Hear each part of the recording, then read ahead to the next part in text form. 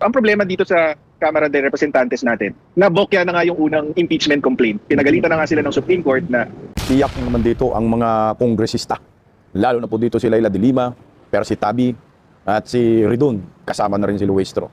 Meron di umanong mangyayaring kudita diyan sa Kongreso. At ang papalit kay Bogie D ay si Gloria Macapagal Arroyo, na alam po natin ay kaalyado po ito ni Vice President Inday Sara Duterte at suportado po ang mga Duterte ni Gloria Macapagal Arroyo. Patay kayo dyan. So lalong magsiiyakan ang mga hinayupak na ito. No, ito po ang dinig-dinigan ngayon, bali-balita ngayon, napapalitan si Bogie D ni Gloria Macapagal Arroyo dyan sa Kongreso. At syempre, pag-usapan rin po natin ang buwelta ng kampo ni Vice President Inday Sara na si Atty. Paulo A. Panilo laban po dito sa mga kongresista. At ang ayon po sa naturang abogado ay bukya na nga ho itong mga kongresista noon, hindi pa po nila inayos ang sistema na impeachment laban kay Inday Sara, ay lalong mabubukya po sila muli ngayon. Kasi nga, di ba, pumalag po itong mga kongresista sa impeachment, sa petisyon ni Vice President Inday Sara diyan sa Korte Suprema. Magandang tanghali po sa ating lahat. Palike po muna, pa-share, pa-subscribe at pakipindot po ang inyong mga notification bell para lagi po kayong updated sa ating mga video. At syempre, Bisdak Historiador, pangalawang YouTube channel ko po. Huwag po pong kalimutan. Pa-subscribe din, preserve channel po natin. Nasa labas ako ngayon, wala ako sa studio, pero hindi pa rin po tayo mapipigilan para po sa atin mga ipinaglalaban sa ating YouTube channel. Okay, unahin po muna natin itong impeachment laban kay Inday Sara bago yung kudita dyan sa Kongreso. Kasi nga, ang dami pong mga pinagsasabi itong mga hinayupak na mga kongresista, kagaya ni Percy Tabi at saka si Leila de Lima, pati si Ridon, tungkol sa petisyon sa Supreme Court. Na di umano hindi naglabas ng TRO ang Korte Suprema, pero pinapasagot po sila, no, ng 10 araw. Pero bago riyan, bago natin mapakinggan ang mga banat ni Atty. Panilo, pakinggan po muna natin ang mga iyaking ito. Narito po. Ay, yan, ito pala.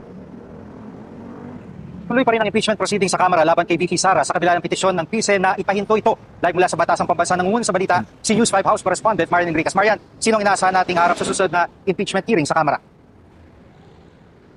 Yes, Jiggy, pinasabina na nga ng House Justice Committee itong si NBI Director Melvin Matibag at yung isa sa mga abogado ni VP Sara na si Attorney Michael Powa. At ito po si NBI Director Matibag, pinatatawag po siya para magsumite ng mga dokumento kaugnay nga po doon sa kanilang investigasyon sa pagbanta po ni VP Sara sa buhay ni Pangulong Bongbong Marcos, First Lady Liza Araneta Marcos at dati pong House Speaker Martin Romualdez. Samantalang, ito naman po si Attorney Powa na dating tagapagsalita at Chief of Staff ni VP Sara sa Department of Education ay pinagdadala rin ng mga dokumento kaugnay nga po doon sa mga isinumite nilang liquidation reports doon po sa Commission on Audit regarding po sa confidential funds ng ahensya. Actually, ito nga po, kabilang po itong articles of sa impeachment, yung pagbabanta nga sa buhay ng Pangulo, gayon din po yung confidential funds issue. At una na rin pong pinayagan ng Manila Regional Trial Court na humarap nga po sa impeachment hearing sa susunod na linggo po yan sa House Justice Committee. Itong muna'y bagman ni VP Sara na si Ramila Madriaga. Kasalukuyan pong nakakulong ngayon itong si Madriaga sa Camp Bagong Diwa po sa Taguig City. At kabilang nga po doon sa affidavit ni Madriaga no, sa kanyang salaysay, yung kung paano umano ginasta ni VP Sara at kung kani-kanino at saan napunta yung mga confidential funds. At bagay nga po na itinanggi ni VP Sara at sinabi po niyang hindi raw niya naging tauhan itong si Madriaga. At Jiggy, sa April 14 nga sa susunod na Martes na po yan, muling gugulong ang impeachment hearing ng House Justice Committee laban sa Vice. Jiggy. At Hindi naman talaga tauhan ni Vice President Inday Sara si Madriaga.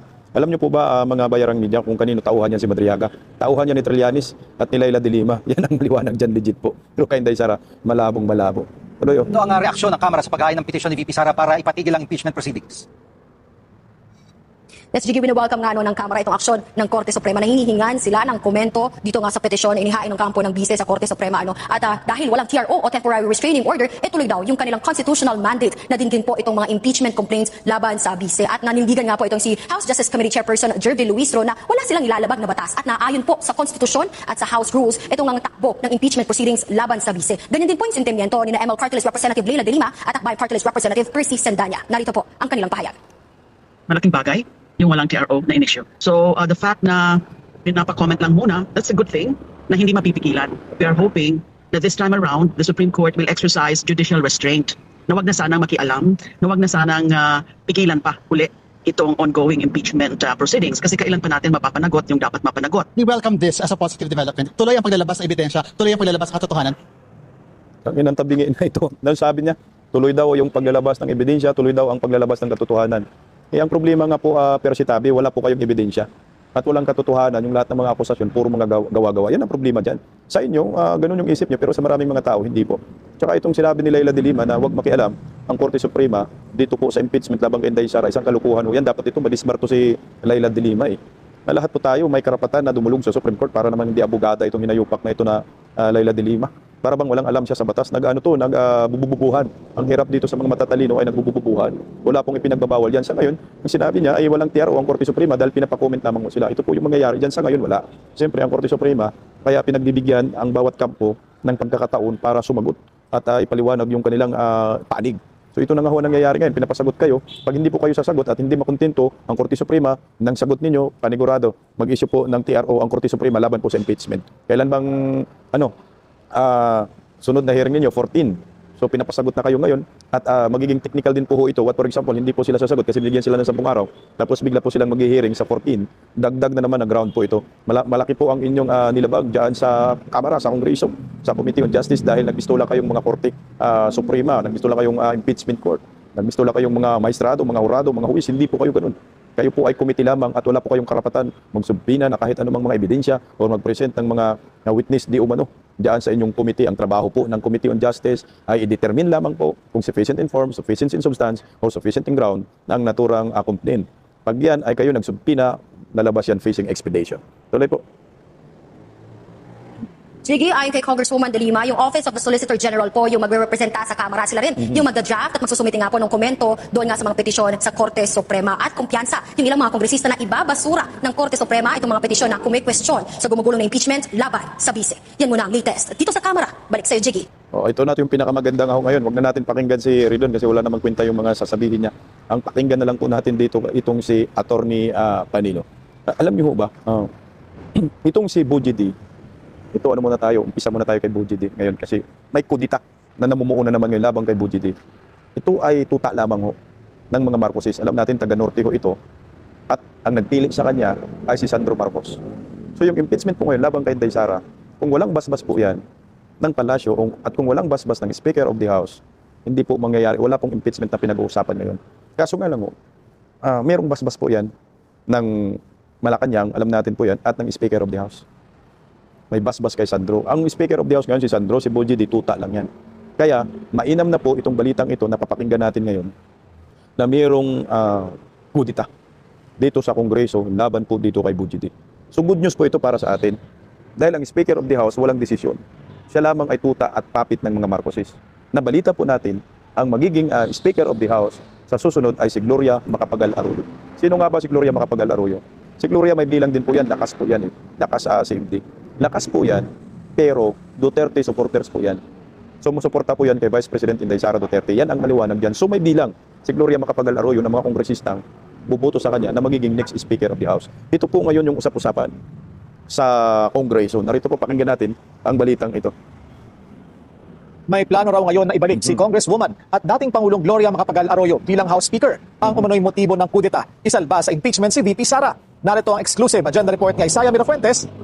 Nakakumuti na ang tindi ng headlines ng bilyonaryo, no? Magkakaroon daw ng kudita at papalit si Gloria Macapagal Arroyo para isalba si Vice President Inday Sara Duterte. Gumagawa talaga, kinukulayan talaga nila yung balita, no? Ano ba yung magbalita ka na lang na mayroong kudita? Dagdag mo talaga, ikunik talaga sa mga Duterte. Sa bagay kasi, Gloria Macapagal Arroyo, gaya ng sinabi ko kanina, talagang Duterte supporters yan. Hindi kung ganun ang mangyayari, hindi goods. O panalo tayo dito. Pwede natin. Nakabante. Umuugong na naman ang usapin ng kudita sa Kamara at paraan di umano ito para mailigtas si VP Sara sa impeachment. Ayon sa mapagkakatiwalaang source ng Billionaire News Channel, nabuko ang pag-uusap ni na dating Pangulo at Pampanga 2nd District Representative Gloria Macapagal Arroyo at Vice President Sara Duterte. Matatandaan, taong 2018 nang magkaroon din ng tensyon sa Kamara. Bago kasi magsimula ang sona ni dating Pangulong Rodrigo Duterte ay nagbutuhan ng mga mambabatas na patalsikin si Noy Speaker Pantaleon Alvarez. Si Arroyo ang pumanit at malakas ang ugong noon na si VP Sara na Noy Davao City Mayor ang nasa likod ng pagpapatalsik kay Alvarez. 2022 naman, ang manalo ang unity team ay puporma umano si GMA na muling maging speaker. Pero si Martin Romualdez ang nakakuha ng basbas ng palasyo. Ayon sa aming source, itinutulak muli ni Duterte si Arroyo bilang speaker. Kaya lang, 160 votes ang kailangan para mapatalsik ang kasalukuyang speaker na si Boji D. At hindi para umabot sa 30 ang nagpahayag ng suporta sa umano'y balak na kudita. Sa mensahe ni Caloocan City Representative Erga Eriza sa BNC, duda siya na magtatagumpay ang leadership shake-up dahil hawak umano ng kasalukuyang liderato ang biyaya. Sabi naman ni Cagayan de Oro Congressman Rufus Rodriguez na tila umabogado kay VP Sara noong huling impeachment hearing, wala raw siyang narinig tungkol dito. Pero para kay House Deputy Minority Leader Antonio Tino, hindi na bago ang usapin ng kudita. Wala naman ngayon. Previously, merong ganyan, di ba? And openly, yung may isang party sa majority nagpapahiwatig din noon. Pero I think that was settled yung release ng DBM, yung budget para sa mga projects ng mga congressman. At kung may kudita man, So, magpapalit man ng speaker, as a rule, sino man ang maging speaker, ibig sabihin yung numero ng mayorya, generally ay yung may basbas ng presidente. Ngayon, kung mapalitan ng speaker nang walang basbas ng presidente, nakakita lang dito na iingak na talaga ang nakaupo sa Malacanang. Hinihingi ng BNC ang panig ng kampo ni Speaker D, pero wala pa itong sagot sa ngayon. Kung sakaling mapatatalsik ang kasalukuyang House Speaker, base sa konstitusyon, walang kakayahan ng bagong Speaker na pahintuin ang mga nakabimbing impeachment complaints. Pero kaya niyang maimpluwensyahan ang magiging takbo at kahihinat na nito. Okay, yan yung magiging advantage po pabor kay Vice President Inday Sara Duterte. Pero hindi ko lang maintindihan itong sinabi ng Billionaire News na nahuli daw no, si Vice President Inday Sara at si Gloria Macapagal Arroyo sa pag-uusap na ikudita itong si Bujidi. Saan nahuli? Paano nahuli? At sinong nakahuli? Utang ina baka may bumato sa kanila ng impormasyon na hindi tama. Pero kung totoo man ho itong magkaroon ng kudita at papalitan si Bujidi ni Gloria Macapagal Arroyo, patay ang daming mangyayaring hindi maganda laban sa gobyernong Marcos. Unang-una, yung impeachment laban kay Inday Sara, automatic yan, bukya yan. Tama yung sinasabi ni Atty. Panilo bago natin sa pagsalitay. Maguging bukya. Kahit nasabihin na natin, gaya ng sinabi ng reporter, na walang kakayahan ipahinto, pero may kakayahan siya mag-impluwensya ng boto at mangangalap ng suporta sa ibang kongresista. Kasi Speaker of the House siya eh. So, mas maraming mga kongresista na hindi susuporta dito sa impeachment laban kay Inday Sara. Yan yung iisipin dyan. At nakasiimday itong si Gloria, maraming kongresista na pwedeng susuporta sa kanya. Pero ika nga, dadaan sa butas ng karayom kasi tradisyon po talaga dyan sa kongreso eh, na kung walang basbas ang presidente na magpalit ng speakership, walang mangyayaring botohan, hindi ka talaga makakuha ng sapat na boto. Pero mukhang iba ang sitwasyon ngayon under Marcos admin. Kasi si Bongbong Marcos, weak leader siya, hindi siya masyadong malakas na leader. Wala siyang masyadong impluwensya sa mga politiko. At papalapit na rin po ang election 2028 at lalo na meron recently na survey sa presidential election preference na nangunguna si Vice President Inday Sara, mga almost 40% ang nakuha niyang rating. Ang nakasunod ay mababa na 15% na lamang si Tulfo. So mag-iisip ngayon yung mga kongresista. Siyempre, kung ako kongresista, kung ako politiko, titingnan ko po yung galaw dyan sa kongreso. Eh kung tinutulak ngayon si Gloria Macapagal Arroyo at sabihin na lang natin ang nagtutulak ay si Vice President Inday Sara na mas makapangyarihan ngayon kumpara kay Bongbong Marcos at mas pinagkakatiwalaan ng taong bayan, mukhang tama nga ho si Tinyo, magiging lindak president dito si Bongbong Marcos. Dahil presidente siya at walang basbas na magpalit ng liderato sa kongreso at biglang napalitan si Bujidi, ibig sabihin powerless si Bongbong Marcos at hindi na po pinapaniwalaan ng mga kongresista dyan sa kongreso. At ang pinapaniwalaan na labas, si Vice President Inday Sara Duterte. Hindi natin alam. Malay natin, bukas ngayon, magpapalit na ho ng Speaker of the House at pabor po yan sa kampo ni Vice President Inday Sara Duterte at lalong mabubukya ang mga kongresista na nagtutulak ng impeachment laban kay Inday Sara. Pakinggan po natin si Atty. Paulo Panilo sa kanyang buwelta laban po dito sa mga buwaya, lalo na kay Persitabi, Leila de Lima, tumanggap ng malita, at si, sino yung animal, Cookie, Cookie. Pakinggan natin si Paulo Panilo na sabi sa kanya, mabubukya na naman itong mga buwayang ito. Narito. Matapos pong magpasaklolo ni Vice President Sara Duterte sa Korte Suprema, kaugnay nga dito sa kini-question niyang impeachment, liwat kanan po yung mga pagtuligsa na inihayag, lalo na yung mga nasa Kamara. Mali po ba na dumulog sa Korte Suprema? Parang ganun yung sinasabi pa nila na tumatakas ang Vice Presidente. Pero para sa pangkalahatan, hindi lang kay Vice President Sara Duterte, mali po ba ang pagdulog kung kini-question mo yung isang procedure na naniniwala ka na may mali doon? Siyempre hindi, karapatan niya ng bawat Pilipino, karapatan niya ng bawat tao, kahit hindi Pilipino na dumulog sa Korte Suprema pag may pang-aabuso na nangyayari. In fact, yung mga tumutulig sa kanya, madalas nga tumakbo yun sa Supreme Court. Correct. Di ba? Na mag-file ng kung ano-anong petisyon. So, ayun, tingin ko hypocritical, number one. Tapos number two, sabi ko nga, kasalanan nila yan eh.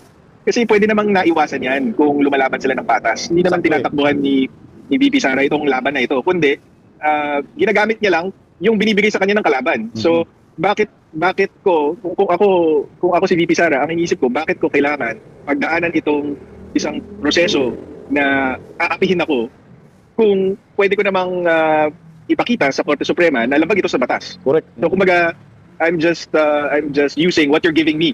You're supplying me with ammunition to defeat you. Wala pa akong ginagawa, talo ka na kasi inaabuso mo yung proseso. Ibig sabihin, para sa akin, diba, sila yung takot kasi takot sila na lumaban ng patas. Takot sila lumaban ng patas sa impeachment, takot sila lumaban ng patas sa election. Kaya nila ginagawa ito. Agree ako dito sa iyo, Atty. Paulo Panilo. Kasi nga ang sabi nila, tumatakbo si Inday Sara. No? Kapag ang VP sa Supreme Court kumakapit. Alangan naman hindi ka pupunta sa Supreme Court. Nakita ng Vice Presidente na hindi kayo lumalaban ng patas. At gumagawa ho kayo ng mga drama para ikapahamak ni Vice President Inday Sara. Tandaan po natin si Vice President Inday Sara ay isang abogada. Alam niya ang batas. So tama dito si Attorney Paulo. Itong sila ni Laila de Lima, pero si Tabi Aridon, ang takot. Kasi hindi kayo lumalaban ng patas. Mantakin mo, magkanta kayo din ng mini trial. Magtatawag kayo ng mga witness kagaya ni, sino yun? Si Madriaga na hindi naman din credible. Tapos magsubpina kayo ng kung ano-anong mga dokumento. Kagaya ng kung sino-sinong mga Poncio Pilato na sinusubpina ho ninyo. Sa NBI, putang nila, lumalabas nga sila, silang korte. Sandamakmak yung pinasubpina nila, tingnan nyo po Ilan po yung mga personalidad na pinasubpina nila kasama si Madriaga? Ito ba Cynthia Pantunal? Ito po yung sa nagnotaryo sa affidavit ni Madriaga. Tapos ito rin po si chairman ng SIC. Pinapatawag din na, anong kinalaman dyan kay Inday Sara? Gloria Camura. Sino ba itong mga to? Sa DepEd. Sino ba to? Boyeng Remulla, Dinis Mapa, Carlito Mendoza, Attorney Matibag, Huwa. Mga siyam yung kanilang pinapusubpina. Pag tinignan po natin, ito ay maliwanag na paglabag na ho sa saligang batas.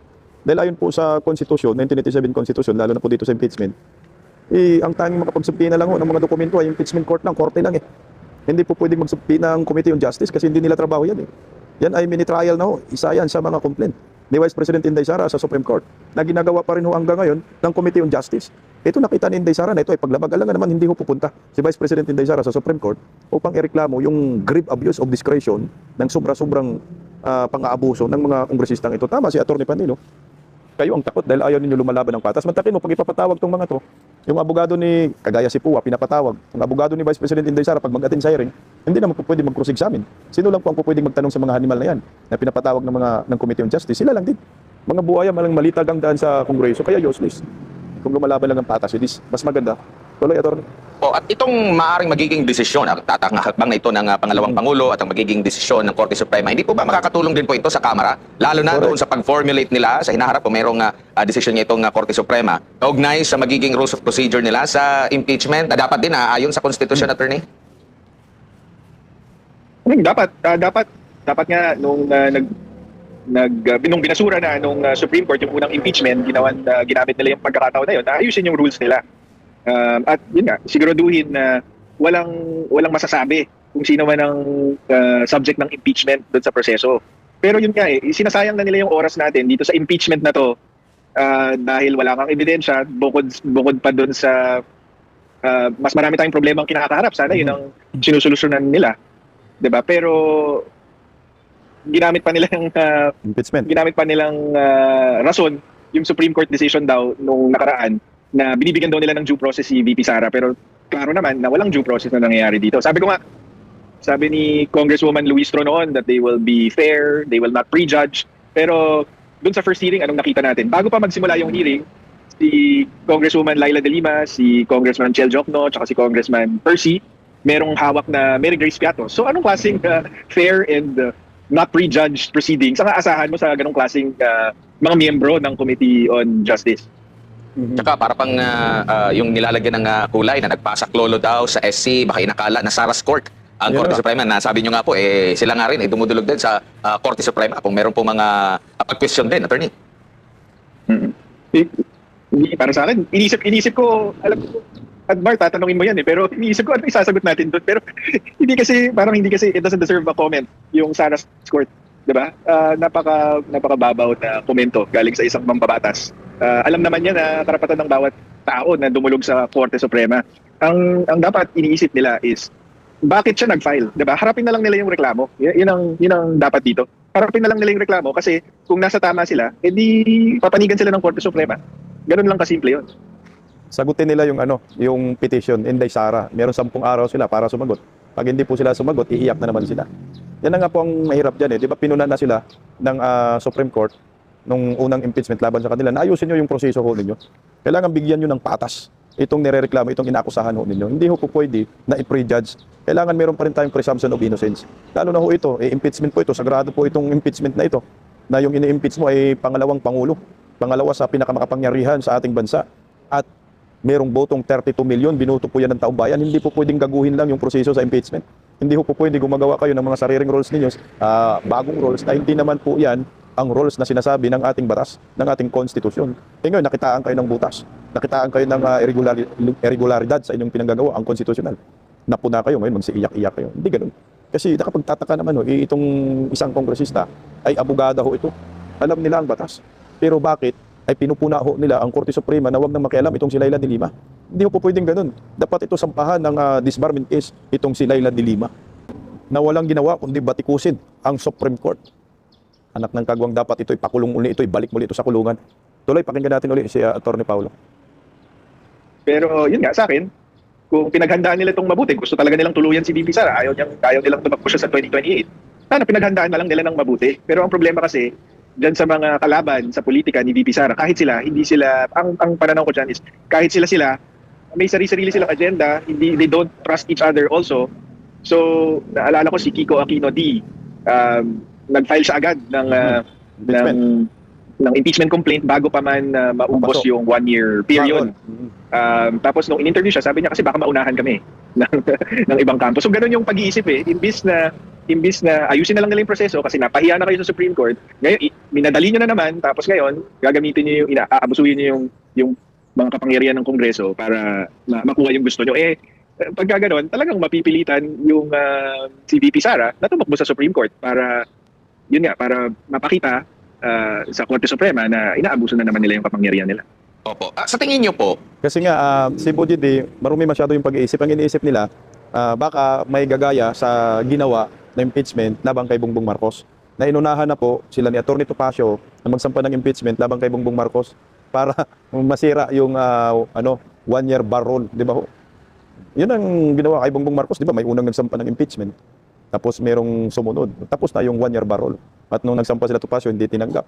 Ang problema nga lang, dahil ang sabi ng Korte Suprema, February 6, pwede kayo magsampa. Si Bujid, Kiko D, nagsampa ay February 2. Kaya sa 1-year bar rule na naman itong mga animal na tutuloy. yung ibinabato nila na pagtulig sa pangalawang Pangulo nang dumulog siya sa Korte Suprema na kesyo, sabi pa nga dito ni Congressman Sendanya, ang Vice President nag-impeach sa Supreme Court talaga kumakapit. Tapos sabi pa dito ni Leila de Lima, yung kanina nabanggit ko, sabi niya, akala siguro nila yung NCI Sara Court na pwede nilang laging takbuhan para pagtakpan ng kadawagan at pagtakas sa pananagutan. At iba pang mga pagtuligsa. Kabaliktaran po ang talagang senaryo. Sila talaga yung parang natatakot ng dumulog kasi nga alam nila na may mali silang nagawa. Maring ganyan ba at hindi ang pangalawang Pangulo po ang yun nga yung kanilang mga ipinupuna dito sa pangalawang Pangulo. At saka may history Admar, may history. Yung Supreme Court na mismo nagsabi na inabuso nila yung proseso doon sa unang impeachment. So, yung mga pangungutya na kumakapit sa Supreme Court, nasa tama si VP Sara ang Supreme Court na mismo nagsabi na tama siya. Mali ang Kongreso. So, yun ang dapat putyain yung mga kongresista na napagalitan na nga, tuloy-tuloy lang ang pang-aabuso sa proseso. Na ngayon, doon sa Ang tawag sa kanila, mga abusado. Di ba? Sinabi na nga bawal, ginagawa mo pa rin. Sinabi na nga umayos kayo, hindi pa rin kayo umayos. So ang tawag doon, mga abusado. Tama dyan. Tuloy. ng yung mga petitioner na kumukwestiyon dito sa impeachment ng pangalawang Pangulo led by Attorney Israelito Torion. Meron pong naging komento si Congressman Terry Redon dito na hindi daw papanigan dahil wala daw legal personality. Pero dito ba sa naging hakbang ngayon ng Korte Suprema sa tingin ninyo? Kasi kinonsolidate yung reklamo ng ni Attorney Israelito Torion and Vice President Sara Duterte. Ibig sabihin kinikilala nito. And yung una pa palang yung unang pag-question din sa impeachment, tinanggap din ng Korte Suprema yung petition, Attorney. Tingin ko papayagan din yung petition. Kumbaga, i-entertain ng Supreme Court itong petition ni Attorney Torion kasi although wala siyang personal na standing, case of national interest. So as a taxpayer, may karapatan kang questionin tong hakbang ng Kongreso. So nung unang impeachment, sa pagkakatanda ko, itong si Attorney Torion ay nag-file din ng petition at in-entertain naman. So tingin ko pati dito entertain din. Attorney, dito naman tayo sa pagpapatawag kay Madriaga kung saan. Dito muna tayo doon kay Atty. Torion. Alam nyo ho, kahit sinong citizen ng Republic of the Philippines, Republika ng Pilipinas, ay meron pong karapatan magreklamo at dumulong sa Supreme Court. But for example, ako, abogado ako, pero hindi ako kasali sa legal team ni Vice President Inday Sara Duterte. Pero may nakita akong paglabag na ginawa ng Kongreso, ng Committee on Justice. Pwede po ako magpetisyon at magreklamo sa Supreme Court at hindi po yan ipinagbabawal sa saligang batas. Dahil taxpayer ka, Pilipino ka, so may karapatan ka. Kasi hindi po pwedeng sabihin, wala yan kasi walang stand, hindi kasama sa defense team. So normally, ang karamihan po talaga ng mga abogado, lalo na po pag sa tingin po nila ay hindi ho maganda ang nagiging proseso diyan sa Kongreso at lalo na pag may political affiliate ang naturang abogado kahit hindi ka naman kasama sa legal team ay nagsasampa po talaga sila ng petisyon diyan sa Korte Suprema. Yan po ang maliwanag. Kaya ang sabi po ni Attorney Paulo Panelo, anak ng kagwang, mabubukya muli kayo ngayon. Ito, pakinggan natin. Inabuso niyo yung proseso, yurakan niyo yung mga karapatan ni VP Sara. So alam ka namang magpaapian, di ba? Karapatan niya pumunta sa Supreme Court. Ang problema dito sa Kamara de Representantes natin, na bokya na nga yung unang impeachment complaint. Pinagalitan na nga sila ng Supreme Court na inabuso nila yung proseso doon sa impeachment last year. Ngayon, nabigyan sila ng panibagong pagkakataon, imbis na ayusin nila yung proseso, gawin nila ng patas yung impeachment proceedings, umabuso na naman sila. So hindi mo rin sasabihan itong kampo ni VP Sara, bakit kayo tumakbo na naman sa Supreme Court? Kasalanan nyo yan eh. Kung inayos nyo yung proseso, edi sana hindi na kailangan tumakbo sa Supreme Court. Pero Exactly. inabuso nyo yung proseso, yurakan nyo yung mga karapatan ni VP Sara. So alam ka namang magpaapian, di ba? Karapatan niya pumunta sa Supreme Court. So gawa-gawa niyan, kasalanan niya ng House Justice Committee kung bakit merong petisyon sa Supreme Court. Yari, bukya na naman kayong mga hinayupak kayo. Bukya na naman dito si Percy Tabi. Yan talaga ang mangyayari diyan. Kasi nga, siyempre, kinurik na nga kayo, di ba? Sabi, itama nyo, mali yan. Kaya diniklara ng unconstitutional yung articles of impeachment last year, nung una ninyong attempt na tagalin si Vice President Inday Sara, inakitaan kayo ng butas. Dapat tinama nyo. Kaninong kasalanan ngayon? Kung bakit si Vice President Inday Sara ay dumulog sa Supreme Court? Hindi po kasalanan ni Vice President Inday Sara, kasalanan ninyo yan. Kasi mga abusado kayo dahil sa Kongreso. Grave abuse of discretion, kasama yan sa petisyon. At umaasta kayong korte, impeachment court. Umaasta kayong mga judge dyan. Hindi po yan po pwede. Committee on Justice lang kayo.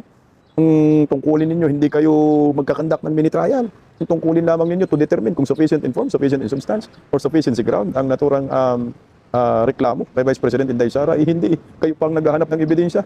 Bakit po ninyo diniklara na sufficient in ground ang impeachment laban kay Inday Sara? Wala naman pala kayong ebidensya. Kung ako naman abogado, pagkakasuhan ko kayong lahat diyan sa Kongreso dahil minikos-mikos po ninyo yung impeachment proceedings. At talagang bias, double standard yung ginagawa ninyo at ipapakulong ko kayo kung ako abogado.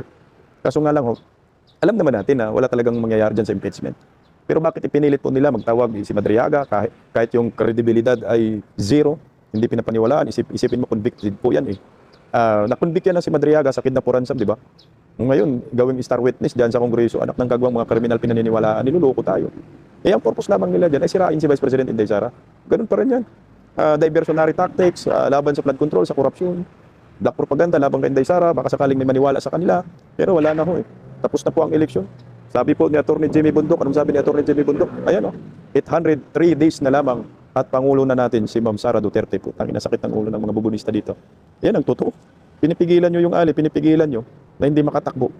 Ay putang ina, masyado kayong takot. Kung malakas ang loob ninyo na sira na si Inday Sara, subukan nyo patakbuhin sa 2028. Lumabang kayo ng patas. Pero gano'n na nga ho eh. Kaya nga nagkaroon sila ng impeachment dahil si Inday Sara sure win na. Galing din mismo kay Rizal Ontiveros na si Inday Sara ang pinakamalakas na kandidato sa 2028. Kaya ngayon ang mga kongresista, overtime na ho sa paninira kay Vice President Inday Sara. At gusto na nilang ma-impeach. Galingan lang po ninyo. Dahil pag hindi po kayo nagtagumpay, panigurado, laglag kayo sa kangkungan, magsiiyakan kayong mga kawatan at ikukulong kayo ni Vice President Inday Sara Duterte.